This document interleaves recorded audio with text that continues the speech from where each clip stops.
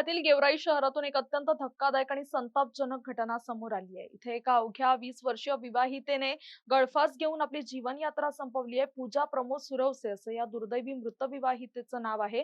लग्नानंतर व्यवसायासाठी माहेरहून पैसे आणण्याची मागणी करत पती आणि सासरच्या छळाला कंटाळून पूजाने हे टोकाचं पाऊल उचलल्याचा आरोप तिच्या माहेरच्यांनी केलाय। या प्रकरणी मृत पूजाच्या भावाच्या तक्रारीवरून गेवराई पोलीस ठाण्यात पतीसह सासरच्या 6 जणांविरोधात हुंडाबळी आणि छळाचा गुन्हा दाखल करण्यात आला असून संपूर्ण परिसरात या घटनेमुळे खळबळ उडाली आहे। मिळालेल्या माहितीनुसार पूजा सुरवसे हिचा विवाह प्रमोद सुरवसे याच्याशी झाला होता। मात्र लग्नानंतर काही दिवसातच पती प्रमोद, सासू सासरे, दीर जाऊ आणि नणंद यांनी व्यवसायासाठी माहेरहून पैसे आणण्याचा तगादा लावला। पैशांच्या याच मागणीसाठी पूजाचा सतत मानसिक आणि शारीरिक छळ केला जात होता। घटनेच्या दिवशी पूजाचे तिच्या माहेरच्यांशी बोलणं झालं होतं, मात्र त्यानंतर सायंकाळी तिने गळफास घेतल्याचा फोन तिच्या वडिलांना आला। माहेरच्यांनी तातडीने गेवराई येथील शासकीय रुग्णालय गाठलं असता त्यांना पूजाचा मृतदेह आढळून आला। या त्रासाला कंटाळूनच पूजाने आत्महत्या केल्याचा आरोप तिच्या कुटुंबियांनी केलाय। या प्रकरणी गेवराई पोलिसांनी गुन्हा दाखल केला असून तपास अधिकारी PSI संजय उदगीरकर यांच्या मार्गदर्शनाखाली पुढील तपास सुरू आहे। तपासानंतर दोषींवर कडक कायदेशीर कारवाई केली जाईल अशी माहिती पोलिसांनी दिली आहे। ह्या घटनेमागे तुम्हाला प्रशासनाकडे काय मागणी करायची, काय सांगाल? प्रशासनाकडे एकच मागणी आहे की त्यांनी चांगली चौकशी करून, योग्य त्या रीत्या चौकशी करून आरोपीला लवकरात लवकर अटक करून योग्य ते आमच्या मुलीला न्याय द्यावा। आमच्या मुलीला सारखा 6 महिन्यापासून छळ होता। आम्ही वारंवार त्यांना सांगत होतो की छळ देऊ नका, तुमच्या मुलाचं अफेअर जे बाहेर आहे ते बंद करा।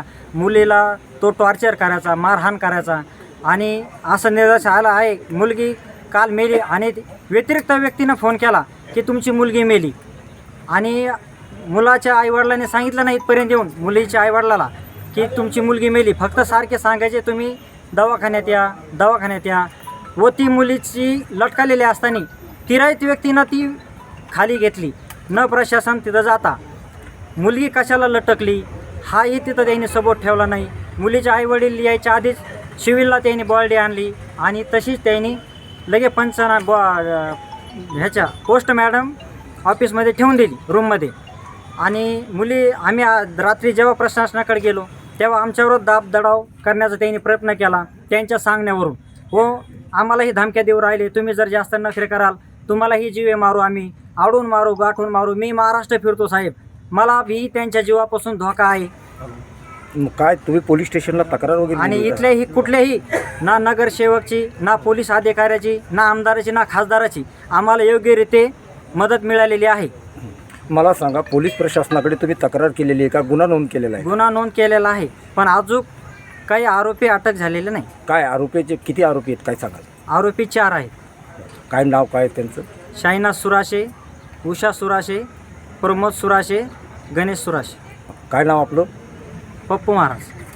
माझी मागणी फक्त एवढीच आहे प्रशासनाशी की तुम्ही बरोबर व्यवस्थित चौकशी करणे, काय की हा मर्डर झालेला आहे। पोलीस स्टेशनमध्ये रात्री 8 घंटे मला बसून ठेवलं, एकाही पोलीसवाल्याने कंप्लेंट नाही घेतली। त्याच्यावर प्रेशर वरिष्ठ अधिकारी किंवा माझ्या बहिणीच्या सासरचे हे लोक टाकत होते आणि त्यांनी पोलीस स्टेशनमध्ये घरी तिला फाशी जेव्हा दिली होती तेव्हा तिला स्वतःहून खाली उतरलं, ना पोलीसवाल्यांना फोन लावता आणि डायरेक्टली सिव्हिलमध्ये घेऊन आले। आणि ती 6 महिन्याखाली 3 महिन्याची प्रेग्नेंटसुद्धा होती।